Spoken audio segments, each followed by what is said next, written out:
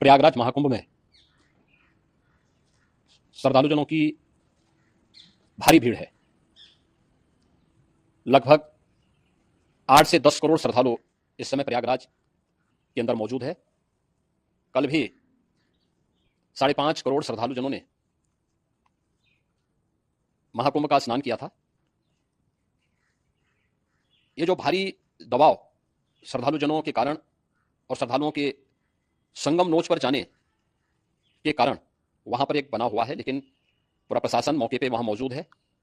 रात्रि को 1 से 2 बजे के बीच में अखाड़ा मार्ग पर, जहां पे अखाड़ों के अमृत स्नान के दृश्य से बैरिकेड्स भी किए गए थे, तो बैरिकेड्स को फांद करके आने में कुछ श्रद्धालु गंभीर रूप से घायल हुए हैं। उन्हें तत्काल हॉस्पिटल में पहुंचा करके उपचार आदि की व्यवस्था उनके लिए की गई है। उनमें से कुछ श्रद्धालु गंभीर रूप से घायल हैं। लगातार प्रशासन स्थानीय स्तर पर श्रद्धालुओं की सकुशल स्नान कराने के लिए रात्रि को कल सायंकाल 6:30-7 बजे से ही मौनी अमावस्या का मुहूर्त प्रारंभ होने के बाद से ही लगातार लगा हुआ है। प्रयागराज में महाकुंभ में श्रद्धालुजनों के सकुशल स्नान करने, अमृत स्नान के लिए देश भर से आए हुए श्रद्धालुजनों की व्यवस्था के लिए, उनके कुशल क्षेम के लिए आदरणीय प्रधानमंत्री जी का प्रातःकाल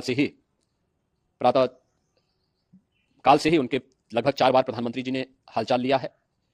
माननीय गृह मंत्री जी ने, माननीय राष्ट्रीय अध्यक्ष भारतीय जनता पार्टी श्री जेपी नड्डा जी ने, माननीय गृह मंत्री श्री अमित शाह जी ने भी, और प्रदेश की माननीय राज्यपाल श्रीमती आनंदीबेन पटेल जी ने भी लगातार जानकारी लेकर के सभी के कुशल क्षेम और सकुशल स्नान कराने के बारे में निरंतर रिपोर्ट ले रहे हैं।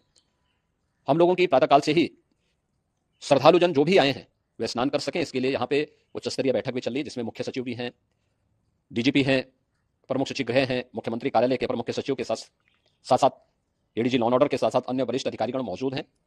प्रयागराज में हालात वर्तमान में नियंत्रण में हैं, लेकिन भीड़ का दबाव बहुत बना हुआ है। अखाड़ा परिषद से जुड़े हुए पदाधिकारियों के साथ मैंने स्वयं भी बातचीत की है।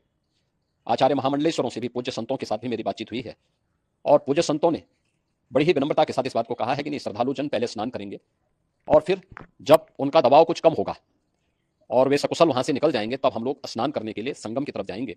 अभी पहले श्रद्धालुजनों को, चूंकि देश भर से आए हैं, तो इसके लिए उन्हें सभी अखाड़े इसके लिए सहमत हैं और सभी लोग इस व्यवस्था के साथ जुड़े हुए हैं।